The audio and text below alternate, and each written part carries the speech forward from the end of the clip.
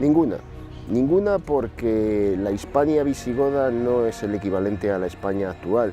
La Hispania visigoda es un estado que desapareció, que saltó en 1000 pedazos con la batalla de Guadalete del 711, y que, aunque es verdad que ese estado, un resto suyo, sobrevivió en el norte y dio lugar al reino de Asturias, como tal, esa Gotia, esa Hispania visigoda, con sus leyes, sus instituciones, sus estructuras, se desintegró. Conservaron costumbres, conservaron leyes, conservaron líneas que, bueno, a través de la Reconquista, el periodo llamado la Reconquista, pues acabarían abriendo una línea histórica que daría lugar a la España actual. Pero identificar la Hispania visigoda con la España actual, eso es un error, un anacronismo que debemos evitar.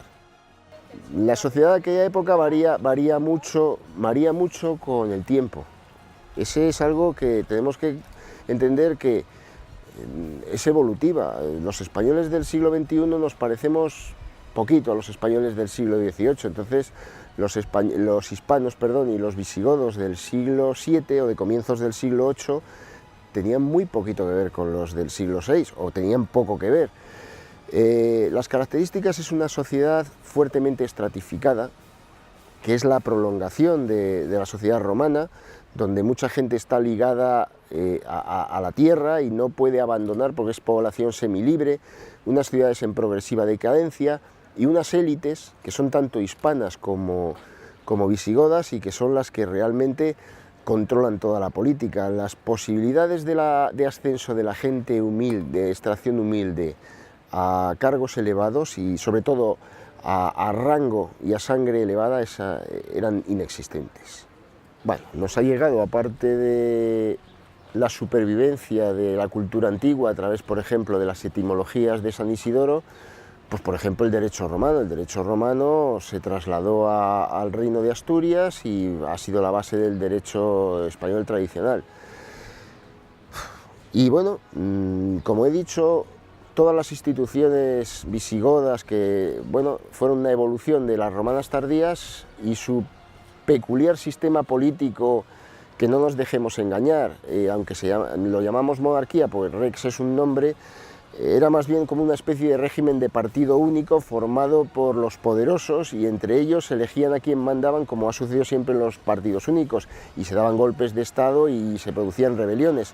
Pero no era una monarquía como la que nosotros conocemos en nuestros días en España, o como las tradicionales que conocemos de la Edad Media. Queda mucho por hacer, es innegable, siempre queda mucho por hacer, pero lo cierto es que la red ahora mismo contiene una cantidad maravillosa de documentos que nunca se podrían haber publicado. Tenemos ensayos de 40 páginas súper especializados sobre temas muy concretos, que están colgados en páginas de universidades. Eso nunca habría visto la luz en papel, o lo habría visto en estas ediciones súper limitadas a unos pocos cientos de ejemplares de una universidad.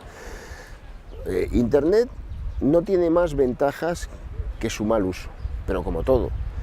Eso no es culpa del medio, que, insisto, yo creo que es el mayor invento en cientos de años que hemos conocido, por el salto cualitativo que permite al ser humano, puesto que yo soy un creyente en la teoría del hombre expandido, es decir, de la misma forma que las herramientas supusieron una prolongación de nuestra fuerza y nuestras habilidades, Internet es una prolongación de nuestras capacidades intelectuales. Tenemos acceso a bancos de memoria, a calculadoras, a de todo eso. Internet son solo ventajas, excepto que algunos las conviertan en desventajas, como también es muy propio de los seres humanos. Es un ensayo divulgativo hecho a la manera anglosajona, que para mí me parece la mejor, en el sentido de hacer ameno y comprensible un periodo que es complicado. Y es también un elemento experimental, si quiere, porque hablando de los QRs, pues ahí hemos introducido QRs que te llevan, la obra es obra completa, eso es el troncal, pero luego tienen un centenar de QRs que te lleva pues a cosas de las que yo no puedo hablar. Es decir, yo puedo mencionar los ostrogodos, que están en relación con los visigodos, pero hay un QR que te lleva de entrada en Wikipedia, donde puedes ampliar sobre los ostrogodos.